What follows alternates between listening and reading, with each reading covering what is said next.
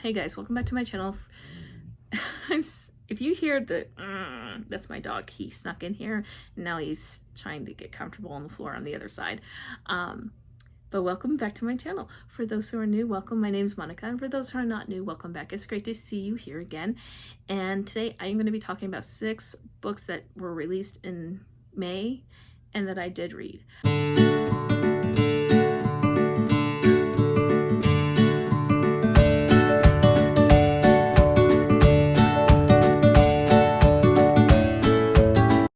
So the first new release that I read on the day it came out, and which was May 2nd, and that was Echoes of You by Catherine Cowles. This is book 2 in her Lost and Found series. This is romantic suspense, and this is following Nash and Maddie. Nash and Maddie were best friends since they were in kindergarten, and he had a really great childhood. She did not. Her father abused her and her mother. Her mother stood up for her father.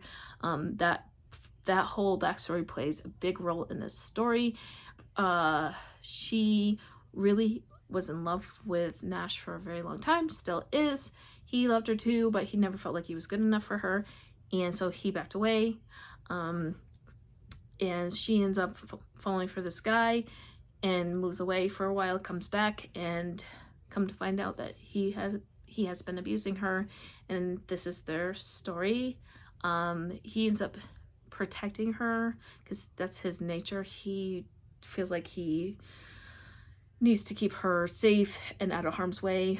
But I loved how she held Nash to task, and I loved how he protected her, and they had a great dynamic, and I loved every minute of it. And I gave this book 5 stars, and it is on my favorites list for May. So the next book I want to talk about came out May 4th, and it is Runaway Love by Melanie Harlow.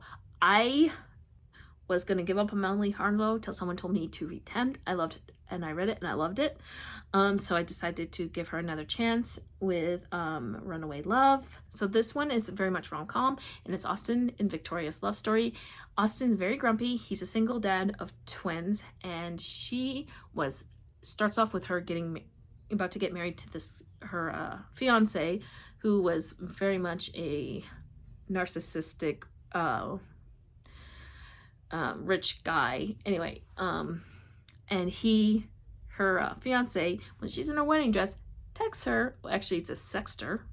He sent a picture of his nether regions and used the wrong name. He used his assistant's name. Anyway, she's like, see ya. And she runs away, and she goes to this, and they're in a small town in Michigan, and it's a kind of a resort town on one of the Great Lakes. Anyway, she ends up going to a diner, and everybody befriends her. She's very much sunshiny. He's very much grumpy. She needs a job. Her gem of a ex-fiance cuts her off after he basically pulls her out of her life. Like, she used to be a rockette, and then after her mom died, he moved her into his house in Chicago, and then slowly she started losing friends. She started losing her identity and everything, and she's like, how did I let this get this far? So he had total control over her finances and everything. She had nothing left. He cut her off. She had nowhere to go. So Austin's sister is like, you can come work for my brother who needs a nanny for the summer. And she shows up to his house in her wedding dress, and he's like, no. When she tries to leave, she goes back to the inn where she was supposed to get married, that they had already left, and if she had stayed, they would have called the police on her. She had no way to get money. It was a really bad situation for her. So she goes back to Austin's house, and he decides to give her a chance as his nanny, and she is very fun with the kids. This is a very cute romance, and I really did enjoy it. I gave it 4.5 stars. I do like this one. I'm wondering if I should read any more on Melanie Harlow. I did not like the Cloverleaf Chapel, the Cloverleaf Farm series. Like, I only read Taste and the first two in the next gen. I haven't read the other ones, but I don't know. But if you know of any Emily Harles that I would enjoy, please leave them down below, because I'm willing to give her more chances, because I've just read 2 in a row that I really enjoyed. So out of 5, I've loved 2 of them. So I'm hoping for more gems from her, because she's actually a very good writer. So the next one I read after this, and this I read because of the Mafia Romance readathon, and I read Illicit King by Maggie Cole. This was Mafia Wars Ireland book 1. Okay, so here's the thing about me and Maggie Cole. So I read the first few books in the Mafia Wars series. I really liked the first one. The first one was good. The second one, I felt like I was repeating it was a repeat of the storyline from book 1, but in a different point of view. The same thing happened with the third book. But here's the thing I was noticing is her female characters are very weak. Okay, so here's the thing about me with Mafia books. I have to have the heroines to be very smart, to be very strong mentally, or physically, or emotionally. They cannot have those type of weaknesses. Because when you're dealing with anti-heroes, they need to have a backbone. They need to be able to hold their own. So I decided to go ahead and read Illicit King, because it's a new series and I like her writing.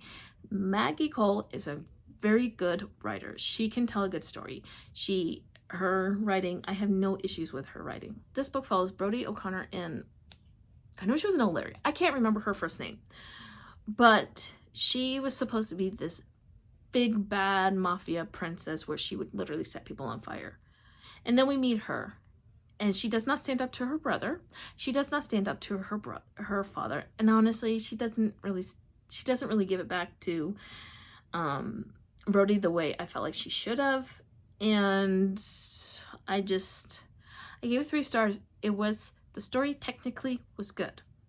That's the thing. It was a good story. I just did not connect with the heroine. I did not think she was strong. She let her father do things to her. She was like, okay, I am gonna go ahead and be this mafia boss, because I'm trying to show you that I can take over for the family, be the head of the family. But he was never going to let her do that because she's a woman, because he's very sexist. But I digress on that one. Here's the thing, is that she let her father do this stuff, and she lets him manipulate her over and over and over again. And I'm just like, I just did not believe that she was this big bad mafia princess. I did not believe that she was strong enough for Brodie O'Connor. I didn't buy it. And that's just me. The story itself was technically very good, but for me, it was a 3-star, and I probably will never be picking up another Maggie Cole book again, unless there is one where the heroine can outmatch the hero. Then I will pick it up. So if you know of any, let me know. Oh, and by the way, Illicit King came out May 1st. So the one that just came out, and it came out on audio right after the book came out. It came out April 30th. I think it was a simultaneous release, but it literally was like the next day. It was the same week that everything else came out, pretty much. And this one was Brooke and Chase. Brooke made me laugh. Oh my gosh, this is a rom-com. So Accidental Attachment by Max Monroe. Brooke made me laugh. She is a writer. She's a fantasy writer. She wrote this smutty fanfic, or I wouldn't even call it a fanfic. It was more of her writing a story about her editor and putting all her daydream fantasies in it, and it was funny. Chase was a good guy, and she had a lot of anxiety. She couldn't deal with confrontation, and she had a service dog because she would always faint because she had a condition. I can't not remember what the condition was called, but she would always faint, so she had a service dog to help her deal with these spells that were going to come on, and they basically, a lot of them came on by her anxieties and stuff. So she accidentally sends him this daydream fiction erotic romance that she wrote about her editor to him, and thinking it was her really crappy manuscript that she was contractually obligated to write. And then when she goes to to her editor's meeting, he's like, I loved it. And she's like, what? And then she soon realized that, oh crap, she sent him the wrong files, which is why it's called accidental attachment. And here's the thing, he really believes in her. He holds her hand the whole way. She could have told him things ahead of time, and she didn't. So there's definitely miscommunication in this. In the third act breakup is miscommunication. Anyways, I ended up giving it 4 stars and it was definitely over the top, but that's Max Monroe, and I was expecting it to be over the top rom-com because, again, Max Monroe. I had a great time with it, so it's a solid 4-star, and I would recommend it if you're in the mood for something light and fluffy and very funny. Okay, and the next one I read was Fourth Wing by Rebecca Yarros, and this one came out May 2nd. And I think everybody else has read it, so I won't go into the fine details. I will say this. I love Rebecca Yarros. She's a fantastic human being. She is a fantastic writer. She will make you feel, she'll make you work for your HEA. This is her first published foray into fantasy romance. And it was slower because there was a lot of world building. I love the dynamic between Violet and Xaden. I loved how they end up having to work together because of their dragons. I know people were kind of upset that Teddy Hamilton wasn't prominent in the audiobook, but here's the thing, is that I didn't think he was going to be, because this is the first half of a full story. I didn't think that Teddy Hamilton was going to be narrating a lot in this book, because I knew it was going to have kind of a love triangle at the very beginning. I just really liked how it was paced. I liked the action that we did see. I liked the character development. I liked how Xaden gave her a nickname that was just very unique to them. And I feel like it was a good book, and I will definitely be reading the next one, and I gave it 5 stars, and it is on my favorites list. Okay, so the last one that I'm going to be talking about, and this actually hasn't been released yet. It's going to be released on May 15th. I think you will be seeing this after it's released. Yeah, because May 15th is tomorrow, and you're seeing this on Wednesday when I'm filming this. So I got an audio arc for Resist, and it was Jason Clark and CJ Bloom, and as always, they do a phenomenal job. This book is a contemporary romance, and it's about 2 rival talent agents. Eva Harrison can write a good story. I like a lot of her stuff. Like, I do. She does a lot of characters who clash. There's definitely sexual chemistry between Mallory and Paxton. Paxton's older. He holds her accountable for what her father did off screen years ago. So he has that stuff going on, but their clients are making a movie together on this remote island, and it's actually a very dangerous island, and all this stuff is happening, so they have to go to try and fix it so the production doesn't get shut down.